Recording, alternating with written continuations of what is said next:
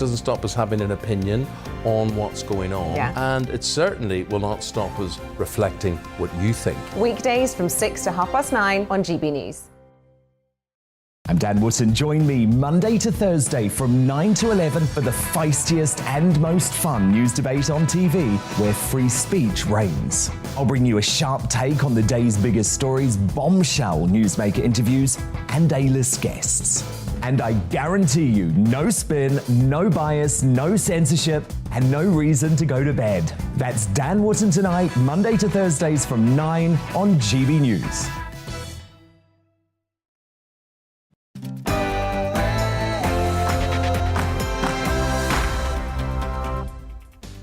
Good morning, it's 9:30 and this is The Briefing with me, Tom Harwood, on your TV and your radio. Today I'll be discussing the new sanctioning powers going through Parliament, developments within Russia and Ukraine, and the campaign for a referendum on net zero. All that coming up after your morning headlines.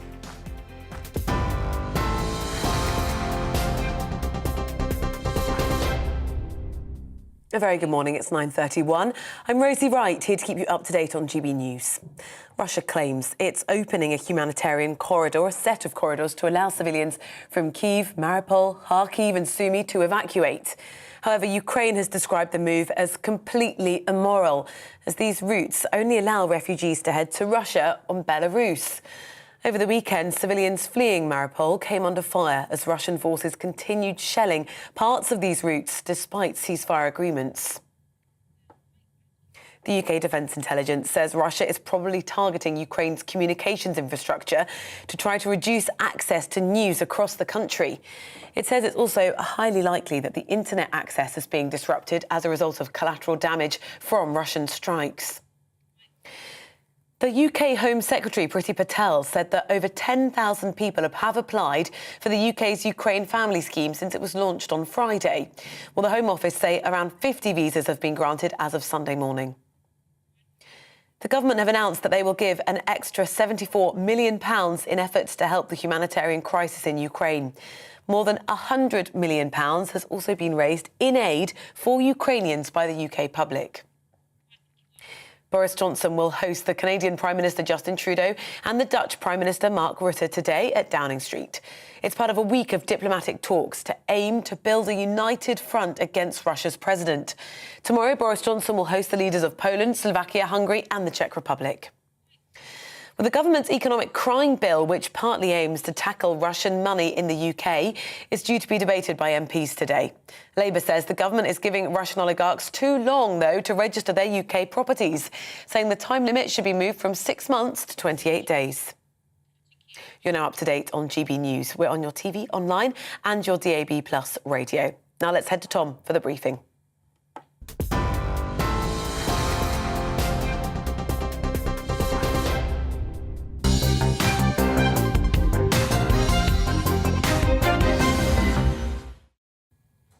Good morning, it's 9:33 and this is The Briefing with me, Tom Harwood, on your TV and your radio.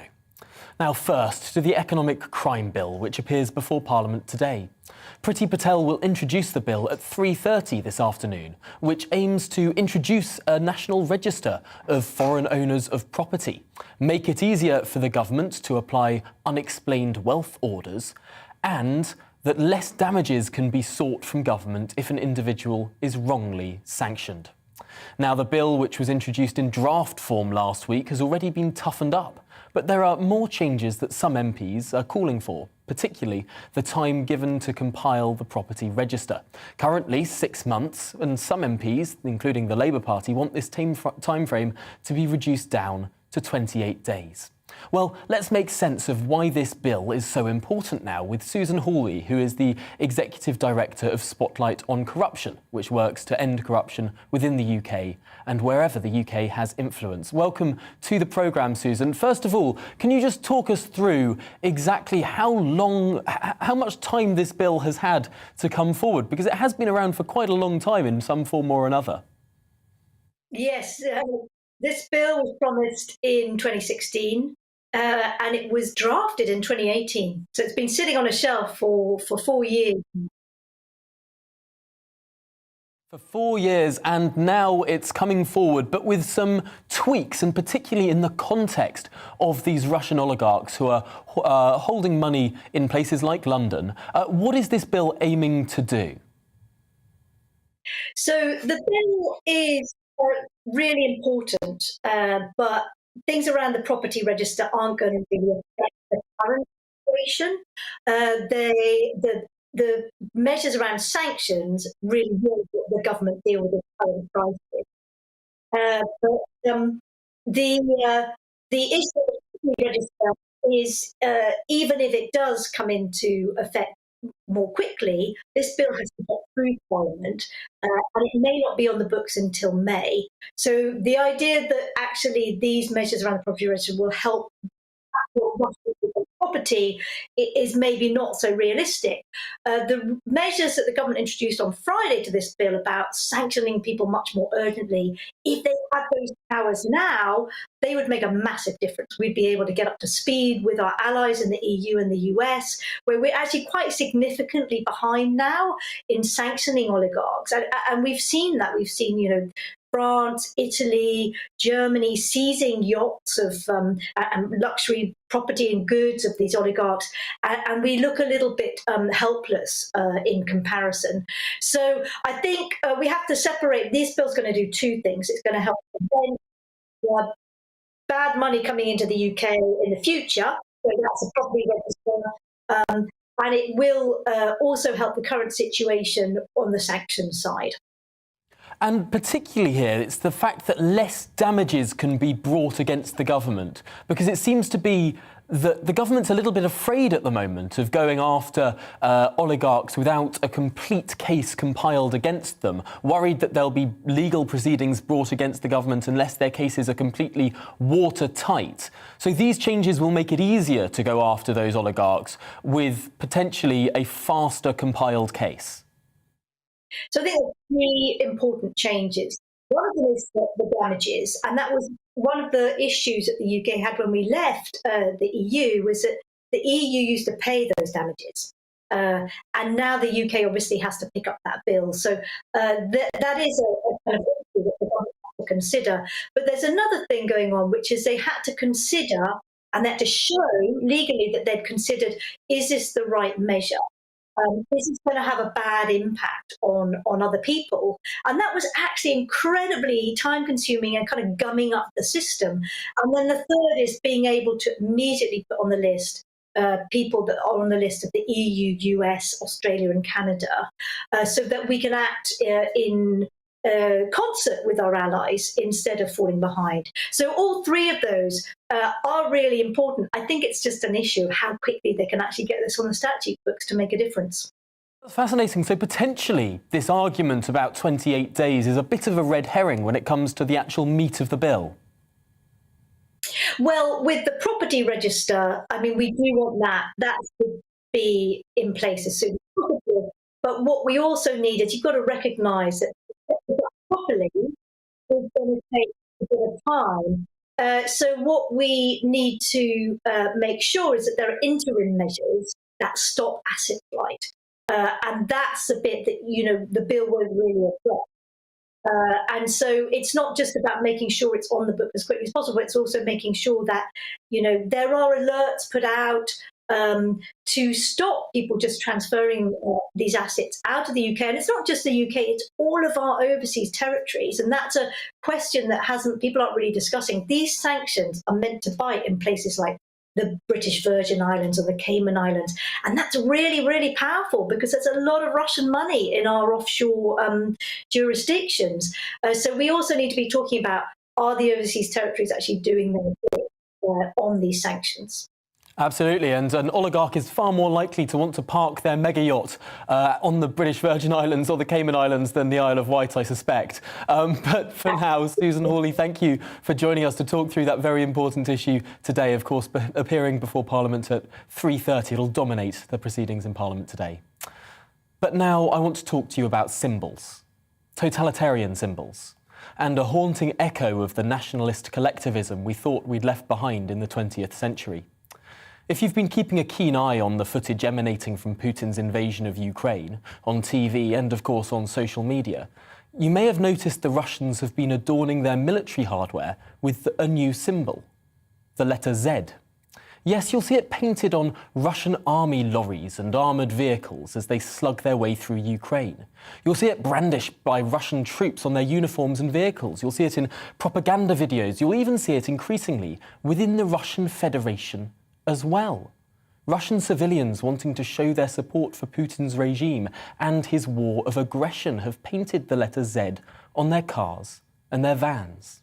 And at a gymnastics World Cup event in Doha over the weekend, Russian athlete Ivan Kuliak prominently wore the symbol on his shirt after poetically being beaten by a Ukrainian competitor, Ilya Kovtun, who won gold. Now, the rapid spread of this letter Z, a letter that doesn't appear in the Russian alphabet, is hauntingly evocative. Not just the fact of a new, easy-to-draw, easy-to-recognise symbol representing an expansionist totalitarian regime, but down to the sharp, angular lines of the thing. There's something distinctly fascistic about it, like a new rune to represent Putin's warped interpretation of history. His attempt to build an ethnocentric cult within a militaristic state with no free media, no free assembly, and no free thought. We're seeing the merging of two great totalitarian evils of the last century. To me, Putin, his imperialism, his symbolism, represent a fusing of Stalinism and Nazism, a one-man Molotov-Ribbentrop pact. And he needs this symbolism because his war of aggression is not going exactly to plan. Poor logistics, weak supply lines, and no lightning attack. Putin will need more men and more motivation to succeed, and this is where this new, disturbing propaganda comes in. Now, according to Camille Galive, a fellow at the Woodrow Wilson Centre, Z stands for either Zapobody, meaning victory, or even Zapad, meaning west. Yes, we've moved beyond hammers and sickles and swastikas. The totalitarian cause in Europe now marches under the letter Z.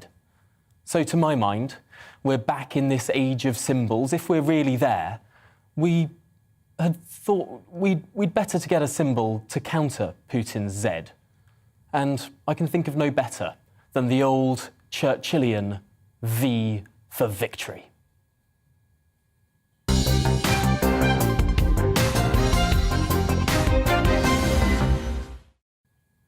Now, it's been 11 days since Russia launched its full-scale invasion into Ukraine, yet despite being well into a second week of fighting, the capital, Kiev, remains firmly in Ukrainian hands. Problems with Russian logistics and greater than expected Ukrainian fighting seem to have stuttered Putin's advance. Yet Russia is still advancing, and their firepower is formidable. So let's make sense of what's going on now with Robert Clark, a former soldier and associate fellow at the Henry Jackson Society. Welcome to the programme. Delighted you can join me here in the studio. First of all, let's get a sense of where Russia wanted to be. There seems to be a sense that Russia really wanted a very, very quick advance, and they've sort of stuttered, particularly outside the capital. That's exactly right, Tom. If we consider the first 48 hours, really, 2 weeks ago now, Russia's advance, it was actually incredibly quick. When we put it into historical perspective, the first few days was actually Russia seized more ground than the Wehrmacht did in the Blitzkrieg of Poland in 1939. So the first few days were very quick, along three axes of advance from the south from Crimea, east through Russian border of Ukraine, and obviously from the north through Belarus. Now, as we could see for the last week, the Ukrainian defence has been a lot more hardened and resistant than I think most of us actually thought possible. And that's actually ground to nearly a halt, the Russian advance. We see a lot of confusing maps and symbology, especially online, which shows great swathes of Ukrainian territory under Russian control. This isn't really the case. Russia are moving across increasingly fewer main supply routes, so main roads, tarmacked roads. They're not holding really any significant ground. And the only territory they've really controlled is just from the south from Crimea. So it paints a very distorted picture of the actual Russian invasion so far. And like you mentioned a moment ago, it's absolutely hammered now by poor logistics and planning, which points back to the hubris of the initial invasion, thinking it'd be much quicker. Yeah, something we discussed last week on this show was the idea that this Russian equipment might be a bit out of date, might be poorly maintained over the last few decades, and actually a lot of it can only really be driven on roads rather than across tougher terrain. And that leads to the situation with this enormous convoy, 40-kilometre convoy outside of Kiev, sort of sitting there like sitting ducks. Have the Russians really sort of not planned enough here? Is their sense of a lack of maintenance really coming to bite? No, absolutely. In terms of the poor logistics that we've seen, that's actually the perfect case study, is this 40-kilometre convoy that's come to a halt only a few miles from the capital. In terms of the wider problems this paints with the Russian military, in terms of the corruption is absolutely endemic across Russian society, and the military is no exception. So when we've seen quite often Russian units have been absolutely decimated, absolutely gutted through poor budgetary constraints over the last couple of decades. A lot of analysts before this pointed to increased Russian militarisation with the Putin regime, but that's only benefited those higher up in power, as you can imagine. On the ground, the Russian tanks, the armour, the personnel have just been absolutely gutted from within. This has been extraordinary, witnessed across the last few days. There's cases of quite significant Russian hardware, including anti-defence capability, just left on the side of the road due to poor tyre maintenance. Tyres have just been rotted in the sun over the last few months, and they've just abandoned entire vehicles. Millions of pounds worth of kit just lying around for the Ukrainians to take and exploit. So it points a really disturbing, though hopeful picture of the ineptitude at a lower level for the Russian military. Although looking at that, it's very, very heartening to talk about all of the Russian failures, to talk about how the Russian advance is stuttering. Are we risking here ignoring the fact that it is still an advance, that there is still considerable shelling of Ukrainian cities, that most analysts think that if not the longer-term war, at least in the short term, these battles will be won by the Russians? I mean, yes, we still have to. One of the best sources for intelligence and evidence that I take from this is the US Department of Defense. Only on Wednesday, they still predicted the capital itself would fall within 4 to 6 weeks. However, when we consider just how poorly maintained the Russian advance is, it is an advance, as slow as it may be in sticking to main roads. We can see it in several instances now where they've completely ground to a halt. The Russian military are going to have to start rotating their troops soon. There's troops there. They've committed around 95% of the forces that we saw on Ukraine's border over the last few months. These soldiers have been living out their vehicles for several months now throughout the winter. They're going to need rotating. The morale is absolutely shocking. So it's important to note that, yes, there is still an advance of sorts. The more important or the more immediate concern is the implementation of these humanitarian corridors to allow civilians to escape, and actually ensuring that Russia abides by this crucially, which they haven't been doing over the weekend. And then, yes, short to medium term, we're looking at actually there are glimmers of hope now where many of us didn't think possible 10 days ago, where the Russian advance will all but crumble, apart from in the east and maybe in the south. It's looking increasingly hopeful that the city of Kyiv may be spared some sort of mass battle. And that really would be the defining point of this war. That's really interesting, that there may not be a big defined battle within Kyiv, but there is likely to be a huge amount of shelling. If we look at how the Russians have acted within the last decade or so in their various military excursions, they tend to sort of lay cities to siege, wait outside, shell the hell out of the cities, and then walk in through the sort of barren wasteland they've created. Is that now a risk, that they don't want to face hand-to-hand combat, so they will just use their considerable artillery? I mean, that's always been a risk. When we look at the Russian army, it's an artillery-heavy military. And like you said, the campaigns in Syria, for example, and Crimea before, it is heavily along the siege mentality and artillery bombardment. However, the amount of troops it would take to take a city of Kyiv, the city itself is around 850 square kilometres, half the size of Greater London. So it would absolutely drain and deplete Russia's already reducing logistics and manpower efforts. So there really is this element of hope now that the city may be spared some form of large-scale battle. Well, that is a hopeful note to end on. Robert Clark, thank you very much for joining us here in the studio to talk through those issues. Really appreciate your time this morning. Former soldier and Associate Fellow at the Henry Jackson Society, of course. Now, if you've just joined us, then the economic crime bill that we were talking about earlier, it aims to crack down on Russian oligarch wealth. Well, it's heading through Parliament today. Its critics say it's too little, too late. Well, earlier, the Shadow Secretary of State for Business and Industrial Strategy, Jonathan Reynolds, spoke to Eamon and Isabel on breakfast about Labour's position on the bill. First of all, we support the bill and we will help it get through Parliament. The government have moved quite a lot in our direction, but the big difference of view, as you've correctly said, is at the minute around the timescale for implementation of some of the measures. So the crucial measure today is a register of who really owns property in the UK. So if a foreign-owned company owned a piece of property in the UK, that's what appeared on land registry, but it wouldn't tell you who really owned that company, and that's what we need to get to the bottom of. The government originally had a timescale of 18 months. They brought that down to 6 months. We want it in days, not months. We want 28 days to be the time frame for implementation. And the background to that is because this was a measure first promised by the Prime Minister, by David Cameron when he was Prime Minister in 2016. So people have known this is coming. It's stalled for a long period of time. We need to take action now. It's not just about oligarchs, it's about money launderers, it's about tax evaders. I want to find out what is really going on, where the treasure is hidden, and we're able to do that if we act quickly. That's what we want to see today. Well, Shadow Secretary, I think it'd be very hard to argue against you what you're proposing in terms of a time scale, but also why on earth this hasn't been done before. That's the annoying thing.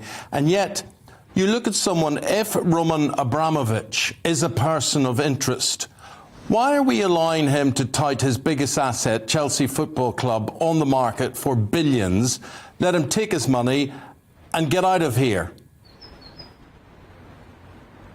Well, I think you're absolutely right on both accounts. I mean, first of all, the legislation we're talking about, emergency legislation today, it should have been up and running on the previous timescale last year. So we should already have this. We should already know where it is. And of course, you're right to say when you look at people in terms of their assets, the ones that are getting the attention are the ones where we know what their assets are. It's yachts, it's football clubs. But what's hiding in plain sight around us here in London? Well, actually, that's what we need to know too. And I think because of the lack of transparency, the risk is that people have put their money into certain things and they're going to realise those assets, take the money, be able to do that. That is a huge problem, and there are measures, again, other amendments from MPs across Parliament today that would stop that happening. So let's hope we see some real progress today in Parliament. It should already be the case. You're absolutely right to say that we already have this. We can maybe put some of that right today. Jonathan Reynolds there of the Shadow Cabinet. Well, now moving on, this weekend, campaigners led by the Reform Party's Richard Tice and GBNews' Nigel Farage launched a campaign for a referendum on the government's net zero strategy by 2050. Now, entitled Vote Power Not Poverty, the campaign will be holding rallies around the country from the end of this month. But does the country really want another referendum? What's the justification here? Well, let's discuss this now with Harry Wilkinson, who's head of policy at Net Zero Watch.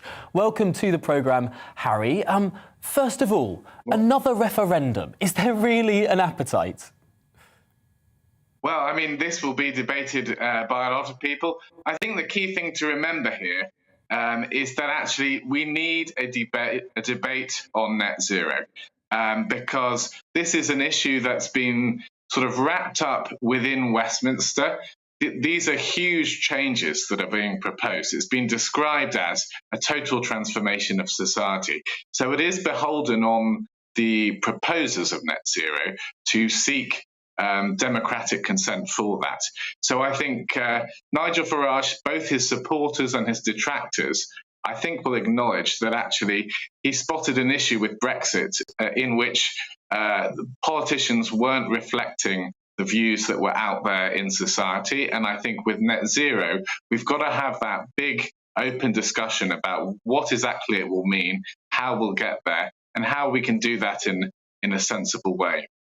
You mentioned there needs to be democratic consent here, yet I remember the Conservatives' manifesto in 2019. I think people on television now will be able to see a copy of it up on their screens imminently. And this manifesto in 2019, as point 5 of the summary of that manifesto, said that reaching net zero by 2050 will be a key point of this government's agenda. Now, that manifesto won an 80-seat majority. Does that not count as democratic legitimacy? Well, it was in the manifesto. That's exactly correct. I think most people at the last election were looking at Brexit. They were looking at that issue. They were looking at potentially the risks around Jeremy Corbyn becoming Prime Minister. It wasn't first and foremost in people's minds. Yes, you can say that it was printed there, but I don't remember many of the debates around that election being around net zero. And I'm not sure how many people actually read the Conservative manifesto. So I would certainly question whether all of these policies have really got the democratic legitimacy just because it was written there in the manifesto. I think you're absolutely right that a lot of the policies that have come out of as a result of this have less democratic consent. But the idea of reaching net zero seems to be incredibly popular, with Ipsos Mori polling very recently, 78% of people agree with reaching net zero by 2050, only 14% on the fence and less than 5% opposing it. This is something that most economies in the world have committed to now. Is it not a better idea to go after the policies rather than the ambition of net zero? Well, that's where my concerns around the idea of a referendum are. It imposes a sort of binary choice. We would like to see the issue of decarbonisation taken forward. That's not something that should just be chucked out the window, as you say. But at the same time, the specifics of net zero and making sure it's done in a way that doesn't damage people's livelihoods, in a way that recognises the energy realities that we're now facing, particularly with Putin's war on Ukraine, that's only highlighting the need for cheap, sustainable, and at the moment, fossil-fueled energy sources. We can't get away from the fact that we'll still need gas and oil for many decades to come, and we need to make sure we have cheap and plentiful, reliable supplies of those. So we want to continue with decarbonisation. That is an objective that I think most people support, and we don't want to see a binary choice, just chuck that out the window. But at the same time, these are big changes. People are being asked to maybe give up their petrol and diesel cars. They're being asked to adopt heat pumps, and there hasn't been much of a democratic conversation about those things. Well, Harry, I'm afraid we've run to the end of the programme there, but thank you for joining us for that thoughtful discussion on this proposal. Harry Wilkinson, Head of Policy at Net Zero Watch there. Well, that's it for the show today. Coming up, it's To The Point, but first is the weather. Well, looking ahead to today's weather, the UK is looking fine and dry for many, with sunny spells, though windier than over the weekend. Let's take a look at the details. Beginning with the southwest, it should stay dry, and most of us will see some sunny breaks. The brisk winds will make it feel very chilly, though. Let's move to the southeast, and across London there'll be more sunshine with largely clear blue skies. Chilly here, highs of just 6 or 7 Celsius. Breezy but dry across Wales, perhaps not as much sunshine as over the weekend. Chillier, especially with the wind.